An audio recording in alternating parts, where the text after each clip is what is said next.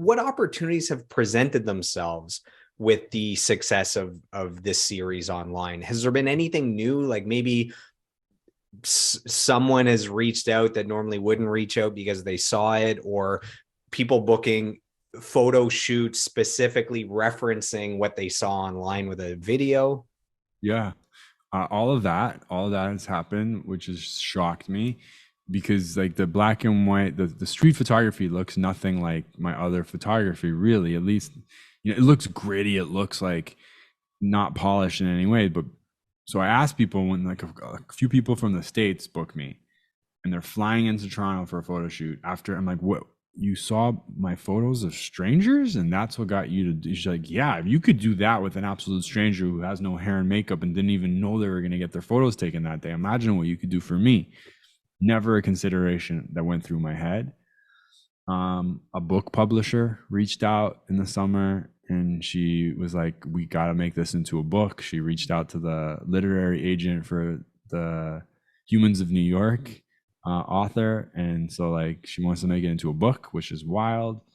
Apple reached out, invited me to their head office with some of the top photographers in the country. And they gave us free phones, which was really cool, and asked us our opinions on the phones, which was really cool.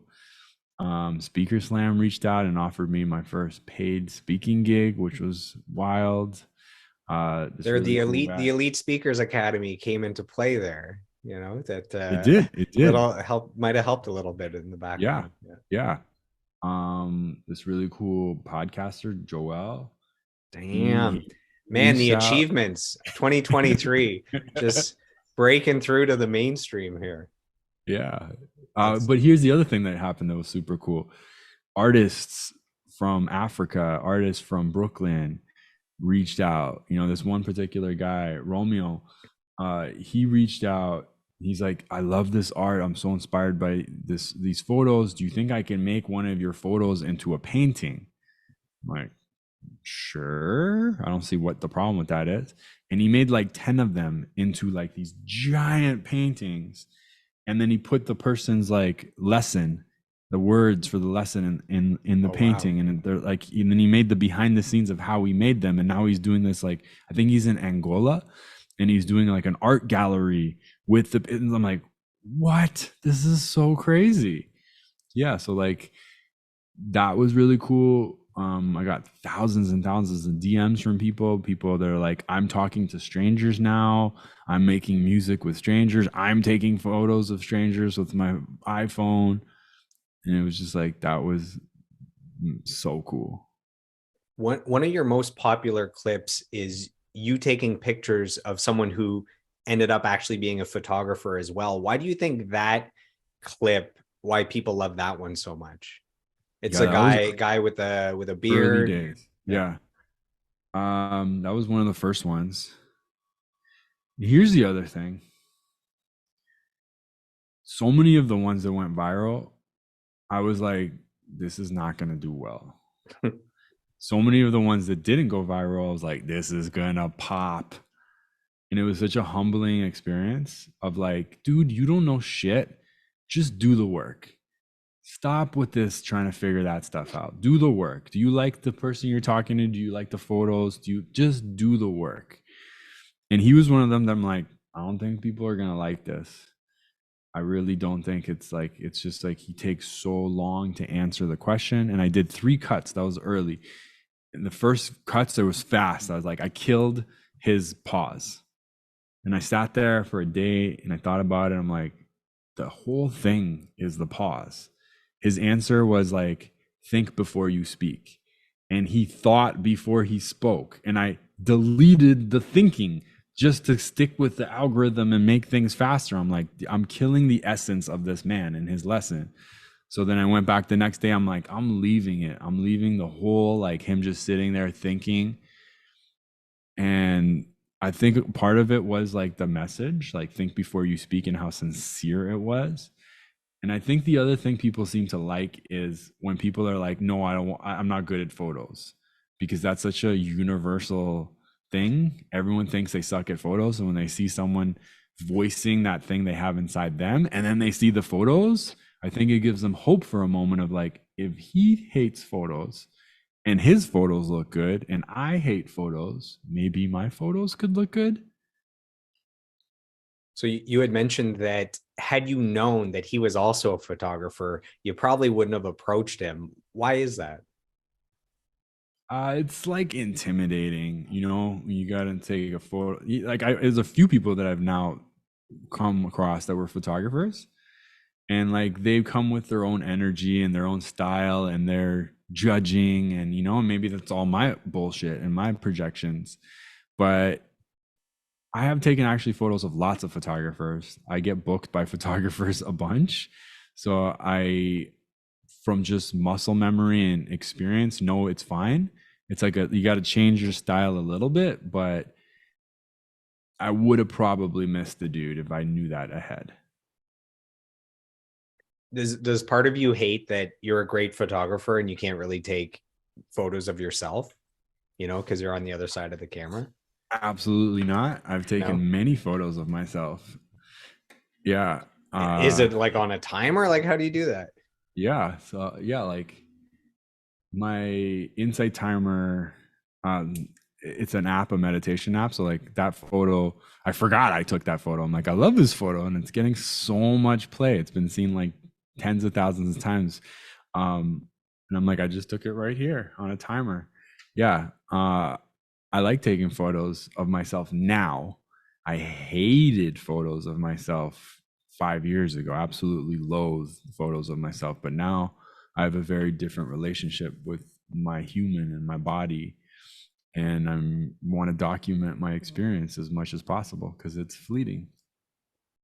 Yeah, it's life is fleeting. We're going back to that original angst at the start, Mm-hmm. knowing the end date is coming at some point.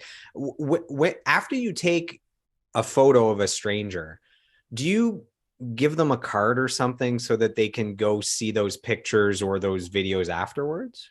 Yeah, I do now. I give them one of these,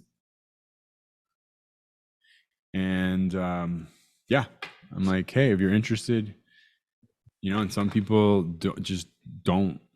They've never seen the photos, and some people are like, I want to see them right now. You must, as you're taking the pictures, you must show them what they look like. Not always. No, they just agree basically to provide the corpse that's getting pictures taken of without wanting to see them. Yeah, most times actually. That's And then crazy. they'll take the card, and then like a couple of minutes later, they'll add me to Facebook or to Instagram, and then they'll message me like, "Damn, dude, these are good. I can't wait to see my photos." Is your brain now wired as a photographer to see potential great All pictures the time. everywhere? All the time. Yeah, great pictures, great people, great. Yeah, like that's my favorite thing about being a photographer. Like everyone's job is different. And like last year, it occurred to me that my job, I'm pretty sure I was on a mushroom journey, but I'm like, my job is to find beauty. Like that's what I do.